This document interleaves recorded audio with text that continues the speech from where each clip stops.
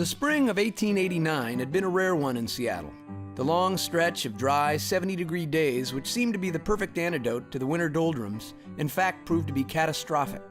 On the afternoon of June 6th, in the basement of the Pontius building, as woodworker John Back stirred a pot of glue over a gasoline fire, the pot boiled over onto the wood floor, where, fueled by turpentine and wood chips, the fire soon blazed out of control.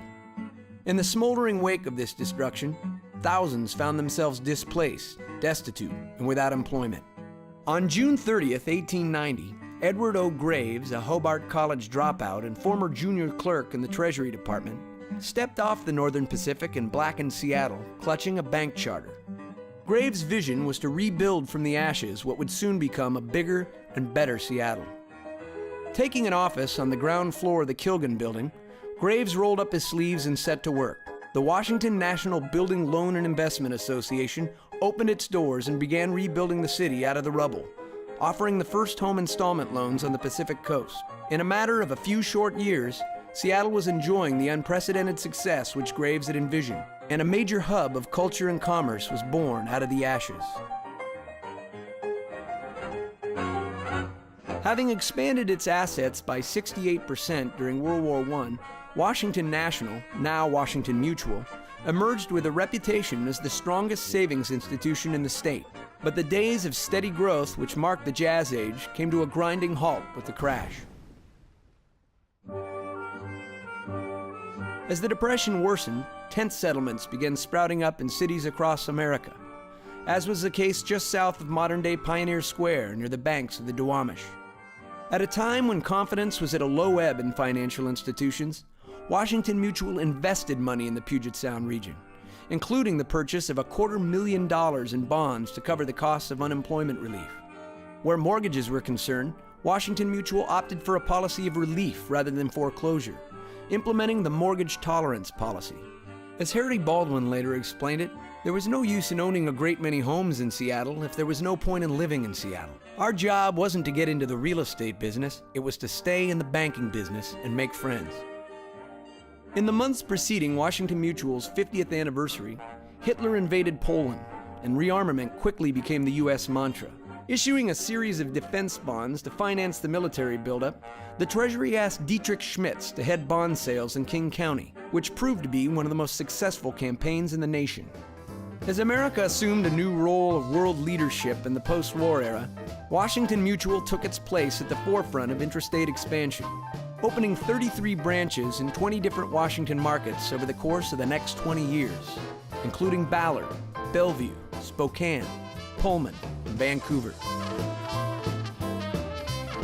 The 1970s would prove to be a watershed for innovation, even by Washington Mutual standards. Pay by phone, the exchange, and the revolutionary ATM machine were just a few of the many service-oriented innovations the bank implemented during this era. Yet, amidst all this change, WAMU championed the need for low-cost housing in the troubled inner cities, devising the step-rate loan to lower the income threshold for borrowers. In the late 70s, interest rates began to skyrocket. By the dawn of the 80s, many savings and loans were insolvent, and with losses totaling nearly $5 million a month, Washington Mutual was no exception. In fact, the bank's very existence was at stake. His fellow trustees asked board member Lou Pepper to take the helm in navigating Washington Mutual back to solid ground. With Pepper in the driver's seat, Washington Mutual soon turned the corner.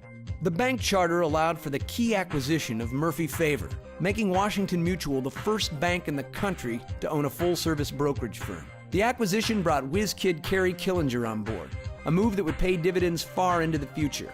Call Pepper a shrewd judge of talent. The Killinger era marked an unprecedented period of acquisition and growth. Chief among WAMU's 30-plus bank acquisitions were Pacific First of Portland, Oregon, American Savings of Irvine, California, Great Western of Chatsworth, California, H.F. Amundsen of Irwindale, California, Bank United of Houston, Texas, and Dime Savings of New York. Bigger soon began to mean better. WAMU brought product and pricing concepts such as free checking into markets where it formerly didn't exist, raising the bar for an entire industry. As the new millennium arrived, WAMU continued its legacy of forward thinking. Ocasio was born. a bold new design concept in personal banking.